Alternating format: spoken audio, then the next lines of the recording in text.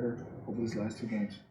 Yeah, he's been better. He's improved. He's understanding how defenses are guarding him, and every night is different. He has to just read the game. And I had a few late in the game that got away from him a little bit, and too many balls got tipped late, kind of let him back in it. But for the most part, much better than earlier in the season. When I know it got rocky, but when they get it to 9, how did you feel about the way your guys responded? I like that. I mean, it's sometimes a very simple game. What we saw in the first half, they got us a lead, and then what we showed them at halftime. At times, for sometimes younger players, it gets too easy. You go away from what got you there, and so they did increase their pressure and bring the big up and pull the weak side in some. And we just have to obviously get to the pocket or find our weak side. And a lot of those balls got tipped, but I did like our response to battle back. Kind of guarded Jokic one-on-one and try to keep everybody else in check, and that ended up being a good strategy for us, taking away the threes, and he can have what he wants. You mentioned the other day trying to find more balance, I guess, between incorporating some sets for Jalen and Alpe, the two-man game between them. How did you feel about the balance offensively tonight and what you saw out of those two guys? It was decent. I mean, I think tonight with certain guys that we're trying to pick on, we may not feature our guards totally. Obviously Jalen's going to handle a ton, and so will Fred, but we had some other matchups we felt good about, and got to add Dylan and even Jabari there late in the game. So I like the balance overall. I wouldn't say as much Jalen and Alpe as trying to incorporate everybody, and we saw some things that we liked, and that gave them problems. I know they were able to get back into the game later on in the second half, but how did you feel about the way that you all played defense in the first half? It was good. I mean, they scored a low number, and 86 for the game is always great. It's tough on certain guys. Obviously, Alperen, we're asking him to do guard one-on-one against the MVP of the league, but we're keeping everybody else in check. And so, we wanted him to be a little bit more physical. I think he was closer in the second half, and we're happy with the game plan and what it got us. Obviously, 86 points, although he got his numbers, and so it's a balance there where you don't want to overreact to a guy going to work, but that's the game plan. We stuck with it. When you look at a team like this, do you feel like there are ways you can see them grow in every game? Yeah, definitely. Tonight, for example, as opposed to the last time we played them, we kind of got carved up with the back cuts, especially in the first half. We were better in the second half, but we didn't give up many of those tonight, if any, and stayed locked into their shooters.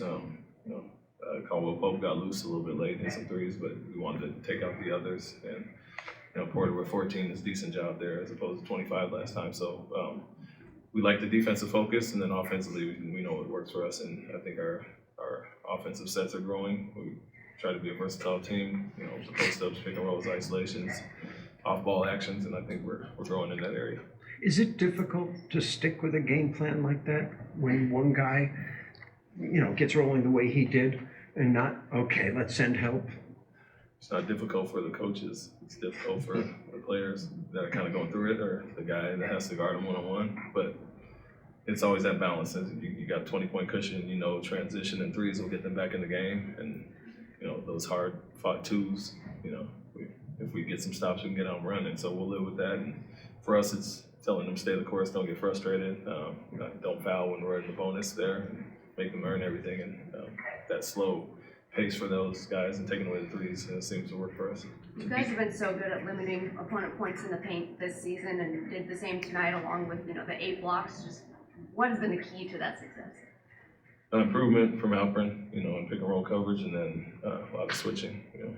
Take away a lot of advantages teams have on and off ball, and tell teams to beat us one-on-one. And so I think our guys have done a great job defending isolations and keeping guys out of the paint. And then when they do come, our guys have done a good job making plays and crowding the paint there and scrambling. So we've improved in that area, but like I said, that's kind of the foundation of our defense, is to take away all those options and make teams beat us one-on-one. Outside of Jokic's 38, do you feel this is one of the best defensive performances you guys had? Because in addition to holding the others, you guys had Aaron Gordon to, I think, for 13. Yeah, it was good. I mean, he's a guy that impacted the game last time. But yeah, when you looked at it at halftime, 0 points off their bench, and I think it was Gordon and Jackson at the time had 0 and 2. So it was really 3 guys scoring, but mainly Jokic. And so, yeah, the focus was there to take the others out. And in that sense, yes, it worked very well. And then Pope getting some threes late. To beat that team twice in a 12-day span, what does that show you about what the ceiling of this group can be?